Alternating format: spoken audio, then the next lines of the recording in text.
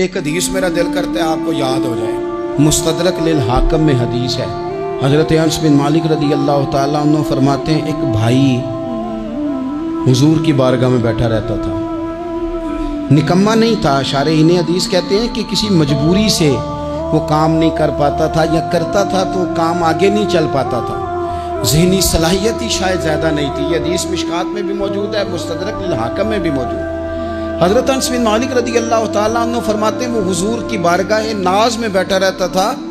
اس کے بھائی نے آ کے شکایت کی، یا رسول اللہ صلی اللہ تعالیٰ علیہ وسلم، یہ کوئی کام ہی نہیں کرتا، کوئی محنت نہیں کرتا، کوئی جدوجہد نہیں کرتا، آگے نہیں بڑھتا.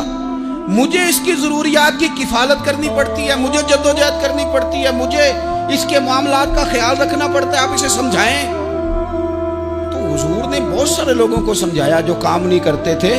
ہمیں سیاستہ میں وہ حدیث بھی ملتی ہے جس بندے کو نبی پاک صلی اللہ علیہ وسلم نے کہا تھا کہ تیرے پاس جو بھی گھر میں ہے لا. تو وہ پیالہ اور کمبل لائے تھے، حضور نے بیچ کے کہا تھا جا کلاڑا خرید کے لا اور لکڑیاں کاٹ کے تو بیچ کے اپنا اور اپنے گھر والوں کا پیٹ پال. یہ ساری باتیں اپنی جگہ پر یہاں نبی پاک نے ایک روحانی مسئلے کا حل بھی بتایا.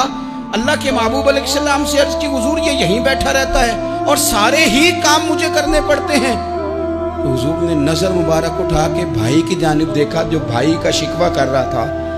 تو کریم محبوب فرمانے لگے ہو سکتا ہے یہ جملے میرے محبوب کے ان کو کہیں لکھنا، ان کی مٹھاس دیکھو، ان کا حسن دیکھو، اور بھائیوں کی محبت کے بیچ جو رسول پاک پیوند لگا رہے ہیں اور جوڑ رہے ہیں اور جس انداز میں بھائی کو بھائی سے ملا رہے ہیں، اس لہجے کے حسن کی مٹھاس کو بھی ذرا چکھ کے دیکھو.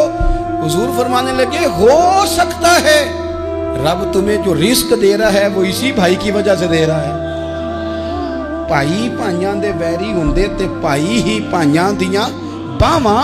او بھائی ہو سکتا ہے اس کی وجہ سے تجھے مل رہا ہو، اس کی وجہ سے. وہ دروازے نہ بند کریں جن دروازوں کی برکت سے روزی آتی ہے. کبھی بھی وہ کام نہ کریں جن کاموں کی اگر آپ کو کل تک برکت تھی، کل تک کام ٹھیک چل رہا تھا، کل تک نظام بہتر تھا، اور آج آپ کو محسوس ہوتا ہے کہ کہیں کمزوری آ گئی ہے، کہیں حالات اس طرح کے نہیں رہے، تو پھر آپ غور کریں کہیں ایسا تو نہیں کسی غریب کا آپ کے گھر سے رزق جاتا تھا اور آپ نے بند کر دیا، کسی کی مدد ہوتی تھی آپ نے بند کر دی، کسی کے ساتھ شفقت ہوتی تھی آپ نے بند کر دی، کوئی شخص آپ کی وجہ سے تسلی میں تھا اور پھر آپ نے اسے تکلیف میں ڈال دیا. اللہ کے محبوب نے فرمایا تمہارے کمزوروں کی وجہ سے تمہیں رزق دیا جاتا ہے، تمہارے ضعیفوں کی وجہ سے تمہیں رزق دیا جاتا ہے. تم نے تو ایک بندہ یہ کہہ کے نکال دیا کہ جا تیری تنخواہ میں نہیں دے سکتا، لیکن کیا پتا کہ اس کی تنخواہ کی وجہ سے ہی باقی سارا کچھ بھی آتا ہو، کیا پتا کہ اسی کے سبب سے اللہ انعام فرماتا ہو.